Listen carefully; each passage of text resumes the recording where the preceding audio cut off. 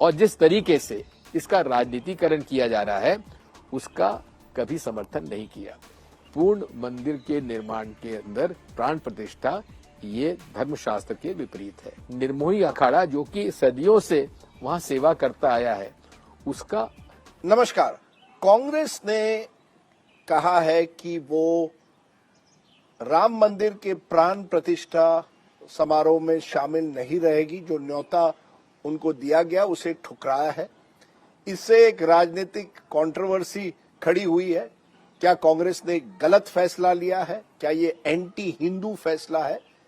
इन सब पर बात करने के लिए हमारे साथ है कांग्रेस के दिग्गज नेता, सांसद और पूर्व मुख्यमंत्री मध्य प्रदेश के दिग्विजय सिंह जी। नमस्कार दिग्विजय सिंह जी, ये जो निर्णय लिया है, क्या आप, जब ये इस पर क्रिटिसिज्म हो रही है कि ये एंटी हिंदू है, आप कैसे देखते हैं कि क्या कांग्रेस ने इस फैसले के साथ 2024 के चुनाव के पहले एक सेल्फ गोल किया है? बीजेपी अब दुनिया भर में कहेगी कांग्रेस जो है वो हिंदू विरोधी है। पहली बात तो ये है राजदीप जी, कांग्रेस पार्टी सभी धर्मों का सम्मान करती है, तो इसलिए हिंदू विरोधी हो ही नहीं सकती। ना मुस्लिम विरोधी है, ना सिख विरोधी है, ना जैन विरोधी है, ना बुद्ध विरोधी है। हम लोग सभी धर्मों का सम्मान करते आए हैं, करते रहेंगे। यही हमारी सनातन परंपरा है और यही हमारा भारतीय संविधान कहता है। हमने, कांग्रेस ने कभी भी उसे एक नहीं, क्योंकि मैं आपको इसलिए रोक रहा हूं क्योंकि बीजेपी का कहना है कि मुस्लिम अपीसमेंट हो रही है, तुष्टीकरण हो रही है और इसलिए कांग्रेस जो है वो हिंदू विरोधी है, मुस्लिम पार्टी बन गई है। क्या इस बारे में आप उनसे ये नहीं पूछते कि जो छुपकर जो उनका समझौता होता है ओवैसी जी से, उसके बारे में वो क्या करते? हम लोगों ने क्या ओवैसी का कभी विरोध नहीं किया? हमने क्या कभी आजादी के पहले कांग्रेस पार्टी ने मुस्लिम लीग का, जिन्ना साहब का विरोध नहीं किया? हम लोगों ने वहां भी विरोध किया। हम लोग धर्म का उपयोग राजनीति में नहीं करते, हम लोग धर्म का उपयोग वोट मांगने में नहीं करते। अरे सर, आप ही के मध्य प्रदेश में कमलनाथ जी, आपके कॉलीग ने तो इस चुनाव में कहा था हम हनुमान भक्त हैं। तो क्या दिक्कत है? मैं राम भक्त हूँ, आपको क्या दिक्कत है? आप राम भक्त हैं, हो सकते हैं, मुझे क्या दिक्कत है? लेकिन तो आप हिंदू वोट के लिए कम्पीट कर रहे थे बीजेपी के साथ। बिल्कुल स्पर्धा, बिल्कुल न स्पर्धा है, क्योंकि कांग्रेस पार्टी कभी भी धर्म के आधार पर चुनाव नहीं लड़ती, धर्म के आधार पर वोट नहीं मांगती। ये बिल्कुल आपकी गलतफहमी है, क्योंकि धर्म के नाम पर वोट मांगना संवैधानिक और पीपल्स लिबरेशन एक्ट में और कोड ऑफ कंडक्ट के खिलाफ है। कभी भी हमने धर्म के नाम पर कभी भी किसी चुनाव में वोट नहीं मांगा। आपने वोट नहीं मांगे, लेकिन आपके पॉलिसी डिसीजन जो थे, शाहबानू केस हो, सैटेनिक वर्सेस हो, वहां ये आरोप था आपने इस्लामी फंडामेंटलिस्ट के साथ समझौता किया। जब बाबरी मस्जिद का जो ताला है वो खुलता है, शिलान्यास से होता है, तब आप बीएचपी के साथ होते हैं। तो आपने दोनों के साथ एक तरह से समझौता किया। आप जैसा व्यक्ति इतिहास आपको गलतफहमी में है। मंदिर का ताला हमने नहीं खुलवाया, मस्जिद का ये, मंदिर का ये, राम जन्मभूमि बाबरी मस्जिद के अंदर और जो गलत तरीके से मूर्ति रखा गई थी जी, उस पर जो स्टे ऑर्डर था, वो स्टे ऑर्डर का जो आदेश हुआ मंदिर का दरवाजा खोलने का, वो कांग्रेस ने नहीं, वहां के जज ने निकाला था रास्ता। दूसरी बात यह है, कांग्रेस पार्टी ने कभी भी किसी भी धर्म के विषय में हम लोगों ने एक तरफा कार्रवाई नहीं की। तुष्टीकरण की आप जो बात करते हैं, भाई माइनॉरिटी का राइट्स जो है भारतीय संविधान में है जी, लेकिन क्या वो तुष्टीकरण है?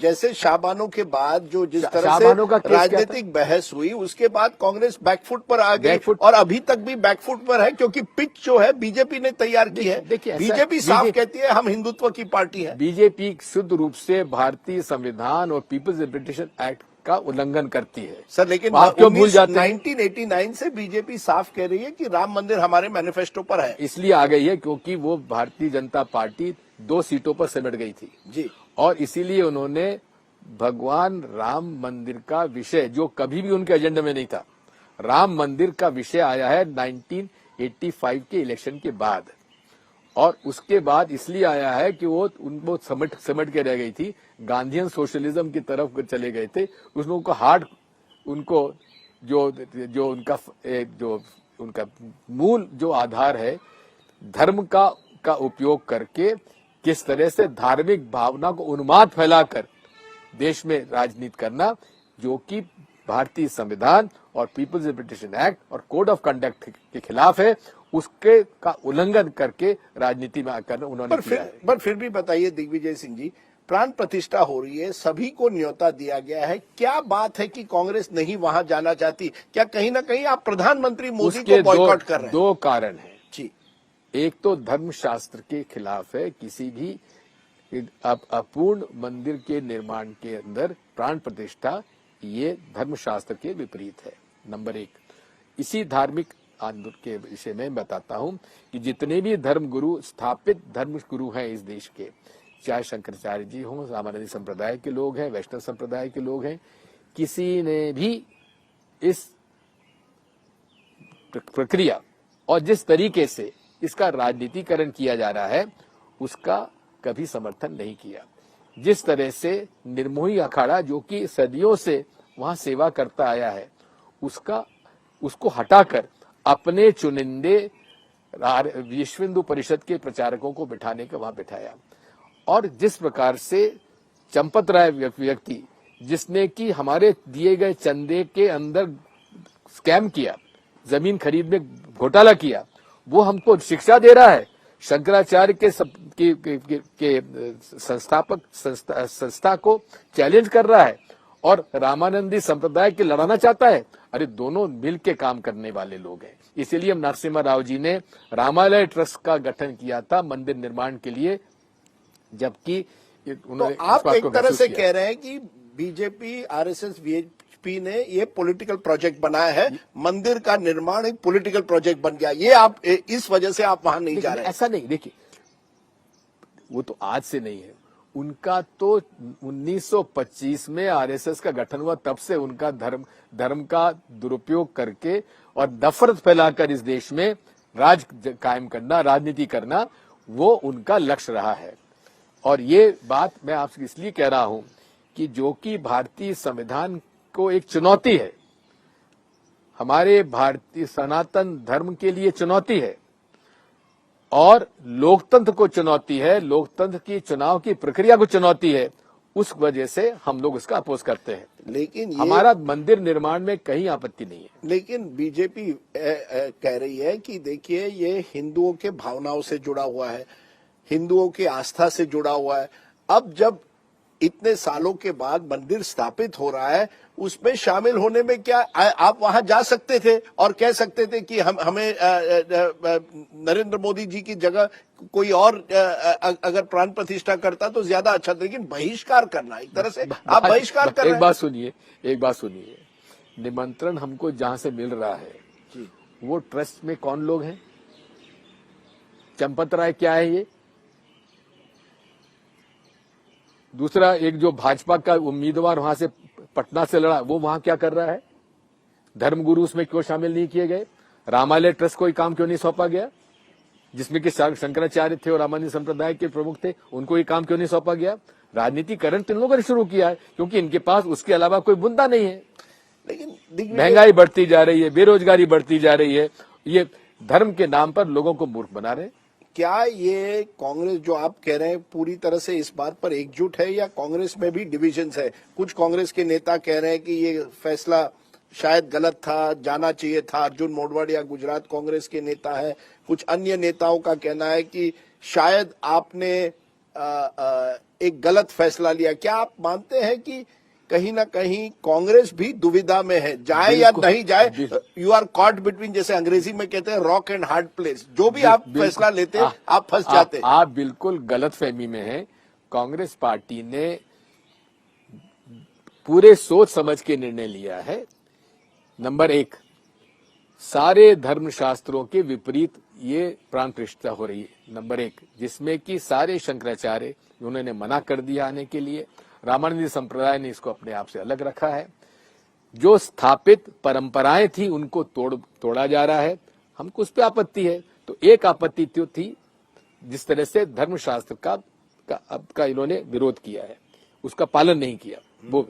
दूसरा पॉलिटिकल है, हमारे इंडिया अलायंस के सारे पार्टनर्स, शिवसेना तक, जिन्होंने जो क्लेम करते हैं कि मस्जिद हमने गिराई, जिनके लोग शहीद हुए, आज जो उस राम मंदिर आंदोलन में जो शहीद हुए वो कहां है? चंपत राय तो सर्वे सर्वा हो गए, जिन्होंने कि हमारे चंदे का पैसे में लैंड स्कैम किया, वो सर्वे सर्वा हो गए। उनका क्या लेना देना राम मंदिर से? बात वही है, ये धार्मिक परंपराओं पर वार है और धार्मिक परंपराओं, सनातनी परंपराओं के साथ खिलवाड़ किया जा रहा है भाजपा द्वारा, जो कि पूरे नियम और शास्त्रों के विपरीत काम किया जा रहा है, नंबर 2। और दूसरी बात यही है कि जब सभी इंडिया अलायंस पार्टनर्स ने इस बात की आपत्ति की है, कांग्रेस को इस मामले में हम लोगों ने सोच समझकर ये निर्णय लिया है और एक मत से लिया गया है। कहीं ना कहीं लेकिन क्या डर है कि बीजेपी इस मुद्दे को पूरी तरह से अब भुनाएगी और उनको इस 2024 चुनाव में राम मंदिर के नाम पर वोट मिलेंगे? आपके हिंदी हार्टलैंड में, उत्तर भारत में हमने कई सालों से देखा है कि बीजेपी को इस मुद्दे से यश मिला है। आप भूल जाते हैं कि जब बाबरी मस्जिद गिरी थी तब चुनाव में मध्य प्रदेश में, हिमाचल में सरकार हमारी बनी थी। वो 93 की बात है। दिया अब 2023 में नरेंद्र मोदी जी है। तब तो और पीक पे थी बात। लेकिन अब नरेंद्र मोदी जी है, उनका कहना है उन्होंने राजनीति बदल दी है। नरेंद्र मोदी के पास तो एक हथियार है, इसका उल्लेख मैं यहाँ नहीं करूंगा, जिसकी वजह से आज उनको बहुमत जो मिल रहा है, जिनके पास जिस प्रकार का वोट स्विंग उनके पास हो रहा है, उसका मैं बाद में आपसे करूंगा जिस दिन आपको फुर्सत नहीं। वो तो आप अपने ट्वीट्स में कह रहे हैं कि ईवीएम की बात कर रहे हैं। मैं आपको सिर्फ इस बात को कह रहा हूं, राम मंदिर से हमको कहीं ऐतराज नहीं है, हम सब राम भक्त हैं। उसका निर्माण पूरा हो जाए, हम खुद जाएंगे मिलने के लिए, हम दर्शन करने। आप जाएंगे? क्यों नहीं जाएंगे? आज से नहीं जा रहे। अयोध्या में कई बार गया हूं, कनक मंदिर हमारे भगवान राम का मंदिर का निर्माण ओरछा के महाराजा ने कराया था। आज ये बात मानी जाती है कि ओरछा के राम दरबार में वहां दिन भर वहां विराजते हैं भगवान राम और रात को अयोध्या आते हैं। ये परंपरा चली आ रही है आज से कम 200-300 साल से। तो हम तो राम भक्त थे, हैं और रहेंगे। और मैंने हनुमानगढ़ी भी में गया हूं और उस समय जब जो रामलला जहां विराजमान थे, बाबरी मस्जिद टूटने के पहले, तब भी मैं वहां गया हूं। मैंने सीता रसोई भी देखी है और मैं कनक मंदिर के दर्शन भी मैंने किए हैं और राम मंदिर भव्य बन रहा है, बड़ी अच्छी बात है। लेकिन जिस प्रकार से उसका राजनीतिक दुरुपयोग किया जा रहा है, हम उसके खिलाफ हैं। और जिस प्रकार से शास्त्रों को तोड़ मरोड़ कर उसका राजनीतिक उपयोग किया जा रहा है, धर्मशास्त्र का विरोध किया जा रहा है, अवमानना की जा रही है, हम उसके विरोध में हैं। दिग्विजय सिंह जी, आपने हमसे बात की, बहुत बहुत शुक्रिया। Thank you. धन्यवाद।